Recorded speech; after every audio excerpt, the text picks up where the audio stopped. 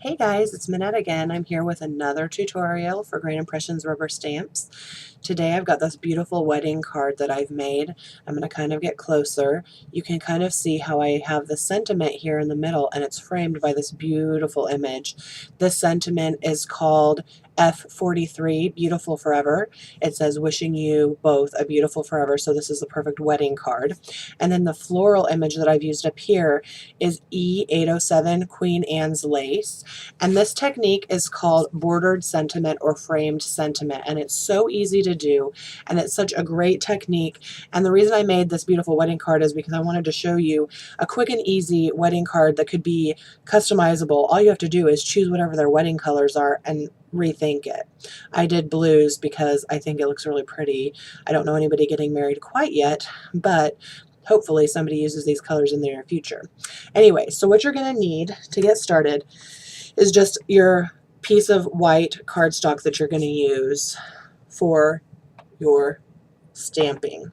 And I'm going to take my F43 Beautiful Forever and some darker teal ink, and I'm just going to stamp that right here. And isn't that a beautiful sentiment? I just love the way that the cursive is. I don't know, it just makes me really happy.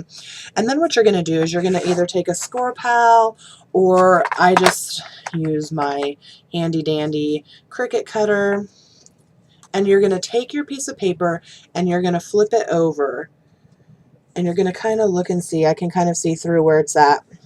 And I'm going to slide this in here at about 1 inch. And I'm going to use my scoring blade, not my cutting blade, and I'm going to score a line. Make sure you don't push down too hard because it will cut the paper. I say as I almost cut the paper. So do you see that? I made a nice scored line. And then if you want to, you could do more than one. So I'm going to go back in here and go just a little bit less than 1 inch, about 1/8 of an inch less, and score another line. Oops. So I've got my double scored line there. It just adds a little bit of interest. Let me get a little bit closer so you can see right here. And then I'm going to turn it, and then I'm going to go like this so I can kind of see what I'm doing. And you could have done this at the beginning too, but I'm kind of lazy. And so it looks like about 1 3/4 is where I'm going to want to start my other line.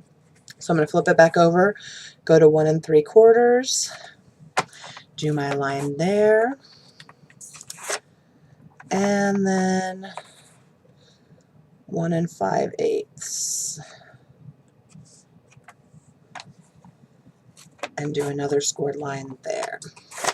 So I've got my line scored out to kind of frame my sentiment already. And then I'm going to put that aside, and you're going to want to take a little ruler and measure from your bottom score line up to your top score line, and this is about 1 3/4. So I have my handy dandy paper already that I'm going to use for masking, and you're going to want to use removable adhesive. I always keep one of these on hand. It's just nice to have. And you're going to stick that over your sentiment so that you don't stamp on top of it. And now I'm going to take the Queen Anne's Lace stamp and a little bit lighter teal ink, and I'm going to create my frame. And what I kind of did on mine was I kind of did a little bit of mirror imaging. So I did once here, and then I kind of did the opposite up here, and then I added some up here, and I added some right here. And you could use different images. Like, you don't only just have to use one floral image. You could use different ones and create greater interest. And then I just took this off, and I have my framed sentiment. And if you don't like it, because I'm sitting here thinking, it might need a little bit more, you can always put this back on and continue to stamp as much as you want, okay?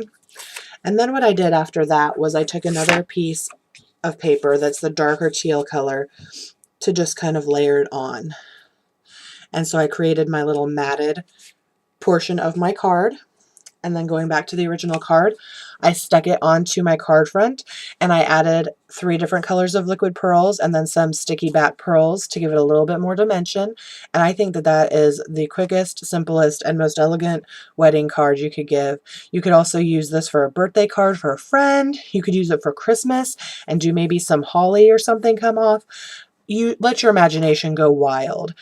I would really love to see what you make with this technique. And if you use Great Impression stamps, I hope you'll consider linking it up into our customer gallery. It's linked on the side of the blog.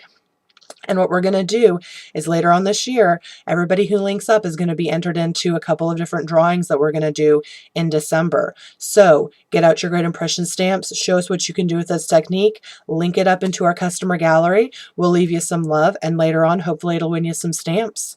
Until next month, I'll talk to you later. Hugs and happy stamping, friends. Bye.